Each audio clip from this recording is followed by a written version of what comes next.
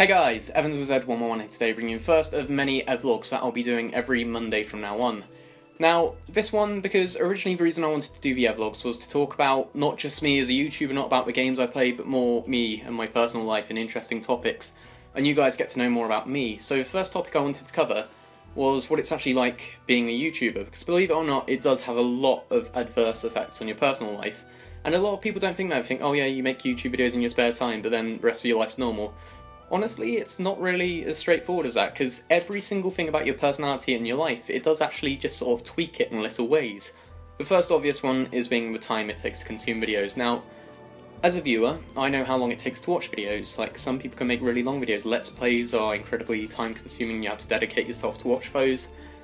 Now take that and multiply it by 3, quadruple it for some videos.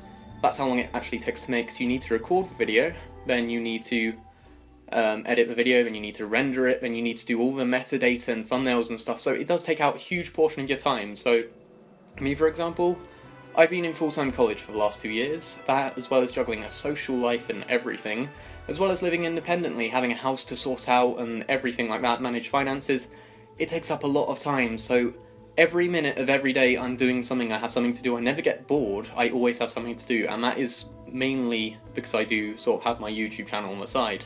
I'm not saying that in the sense that it stresses me out, but it is a very time-consuming thing. When friends ask me, oh, can you come out this weekend, a lot of time I say I can't, because I scheduled the weekend to upload a week's worth of videos or whatever, and I've set that aside.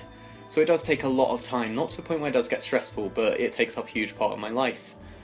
There are a lot of other things, actually, because the way I come across...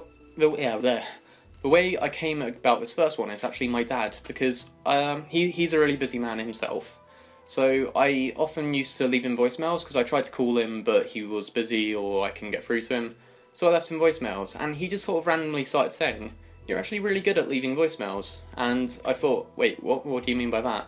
Because whenever I have a phone call with him, it's a bit sort of, we talk over each other and stuff, and we never really know what we're saying, but when I'm leaving a voicemail, it's really sort of well constructed. I say everything I mean to say concisely in a well organised manner. And I thought, wait a second, the difference here is that's because I'm not talking to him, I'm leaving a message. And when else do I leave messages? When I'm making videos. It's like, talking at someone is completely different to talking to someone. So, in a way, this is a good and bad thing, I won't try and lie. It's changed the way I talk a lot. And, a prime example of this, the person behind the camera now, they get to see firsthand how I change from when I'm talking to them and when I'm talking in front of the camera. It's just like an instant shift. It's not like, because I do get worried about this, it's not like I'm changing person, it's not like I'm slipping into the Evans 111 personality. It's more just I change my tone of speech and the way I talk. And this came about in another way, because when I was explaining something to them, I just sort of, it was like how, I can't remember what game it was, but I was showing them a game, I think it was Grand Theft Auto or something, and I was explaining the game mechanics, and then I just sort of shifted into this, alright, it's more like I'm leaving a commentary right now as I'm giving details about the game. I just sort of, I slip into it a lot, I slip into this sort of zone where I'm talking at someone as opposed to them, and as I said, it can be good.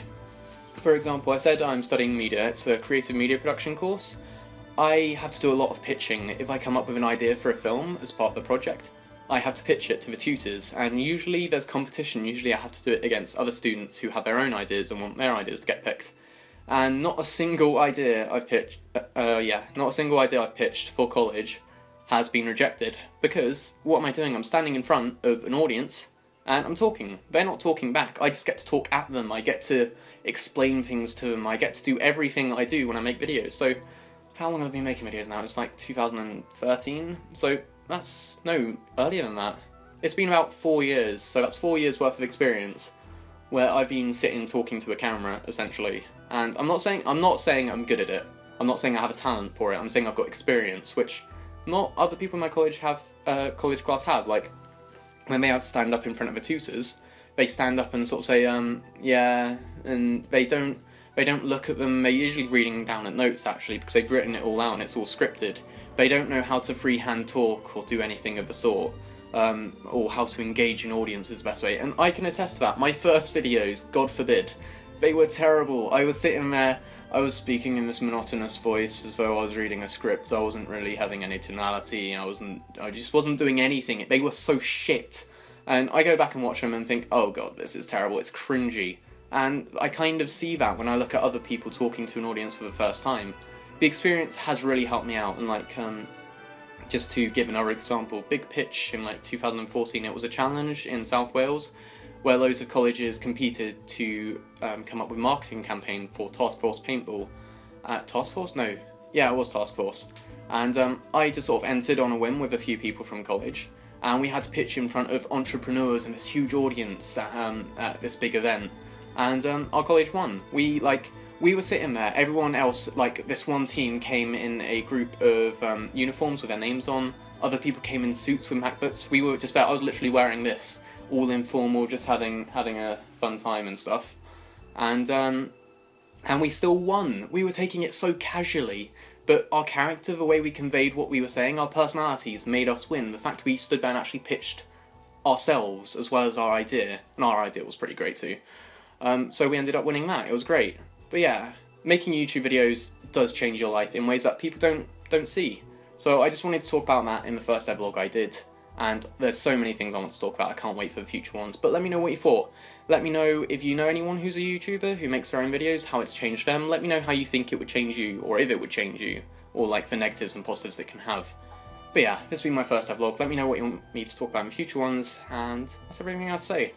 So this is me, Evans with Z11. Please rating if you enjoyed the video, and this is me out. Peace. That was a shit click. There we go, better.